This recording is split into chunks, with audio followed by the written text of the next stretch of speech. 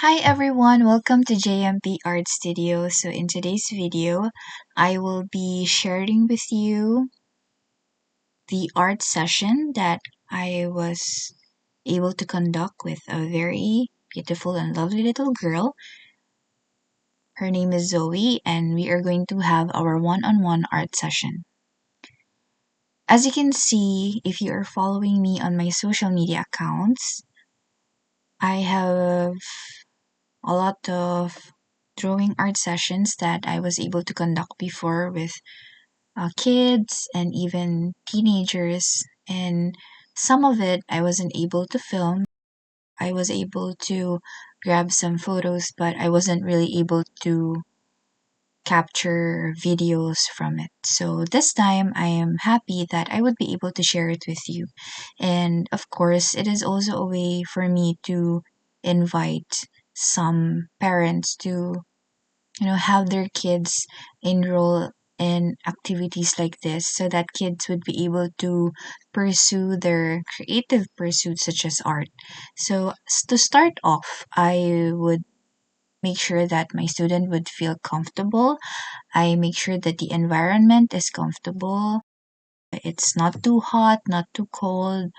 Everything should be arranged and aesthetic somehow for the kids to enjoy, and some of my artworks are displayed. Since Zoe loves to draw animes, I purposely displayed artwork that are anime themed so that she would also be inspired by the artworks that she could see. Now, in this video, as you can see, I am demonstrating on how to properly grip the pencil because most of the time children are drawing artworks that are sometimes drawn too harshly, that whenever they use their pencil, it's like they put too much pressure on it. So, as a way for Zoe to learn how to properly hold her pencil, as her art instructor, I will demonstrate her how to properly hold the pencil, how to properly draw a line, because, of course, every artwork starts with a line, with a shape. So, I would demonstrate it on how it should be done. And I'm happy that Zoe was able to grasp the right way on how to hold the pencil. And it is very important that as the art instructor, I was able to properly demonstrate it and make her feel like it's okay to make mistake, because from it we are able to learn, and then from that learning we are able to apply what we have learned. Now, in this moment, we are already starting off with her first request. Of course, children loves to draw a lot of things. It could be cartoons, animes, their favorite superheroes. So it always depends on the child because they're still developing. They are the budding artists. So my first task here is to ask her first what does she want, and of course I also ask several questions from her mother, what it is that Zoe likes. So here I am assisting her on how to properly draw a face. So during my previous trainings that I was able to do, we always start off with the sketch and outline, and I also demonstrated to her how to draw a face, how to break down the parts and the shapes. So if you are going to enroll your kid or invite your kid to be part of the drawing sessions, I would be able to demonstrate it to them properly. And since Zoe just turned 7, as I can see, she really has the potential to be an artist. I also told her that practice makes perfect. So along the drawing session, I don't just teach the kids on how to draw. It is more of a learning process of why do they want to draw, or what made her inspired to be an artist. So I wanted the kid to feel comfortable. I don't want them to feel like they're pressured, because somehow Zoe is a little bit shy. She's a beautiful, shy girl, and it's normal because it's the first time that we met. So it is my task to make her feel comfortable. And of course, I want her to uh, try different kinds of art materials. So I told her what she wants, and then I offered her if you want to try oil pastels, I let her try the oil pastel so that she would also know the property of the oil pastels, how and what not to do. Because, of course, when you use oil pastels, you cannot use it with watercolors. You cannot mix it together. But I told her that she could use first the oil pastels in coloring the color of the hair of the character, which is Sakura from Naruto. So we have colored the hair and also gave her some tips that the same thing whenever you color, do not put too much pressure on it because you might hurt your hand. So you have to do a very subtle strokes, not too harshly, and then of course it is also a reminder that if you want your artwork to look good, there should not be any blank spaces. Like if there's a little bit of white area there, cover it up with the appropriate color that is needed. And after that, I also wanted Zoe to feel the artist feeling, like having the complete set, like having the easel, the paintbrush, the painting palette, and then we used a water-based color. It is non-toxic because it is very important to keep the kid safe. I don't want the kids to smell any toxic scent coming out from paint. So these are non-toxic. It will not make the kid uncomfortable. And then of course, I am really very happy seeing her paint because I could really see that she's enjoying every moment of it. And of course, a simple snack should be prepared for the kids. So it's already something that is already part of my routine whenever I am doing the happiness art project, the happiness art sessions. So everything should be comfortable. It's just a way for them to have a happy core memory. That is really what I aim for. And next, I also demonstrated to her how to draw flowers. So simple way to draw flowers because this is just the basic drawing art sessions that we are doing. And then as you can see, here is her finished artwork. I am very happy that she's proud of her artwork. And then after that, she requested that she wanted to draw more. So we are now bound to our next artwork, the second artwork. We are going to draw again. This is her request. I I always want the student to request what they want, and then I would incorporate the tips and the how to's during that session so that they would be able to enjoy it. Because if you force them to draw, like you have to draw this and that, then they will not enjoy the session because the goal of the session is really for their happiness. So next, same thing. I told her how to properly draw a face. She's really listening well to the instructions that I told her. And then if there are a little bit of lines that are not properly drawn, or if it's not too straight, it's okay. Totally told her that. That's why at first we use pencils for outline so that we can easily erase it. And take note, like for the other kids, I also mentioned that that's why I'm telling you that do not to put too much pressure whenever you draw because it would be hard for you to erase it. Sometimes you can't even erase it anymore because it's too hard. The drawing was too dark already. So it's a nice thing to do that whenever you draw, always start with the light pressure and then you gradually darken it. Do not initially darken it because you if you start with a darker color, it's hard to try and erase it. After that, if you already like the outline, like what she is doing here, I told her now we can use the marker.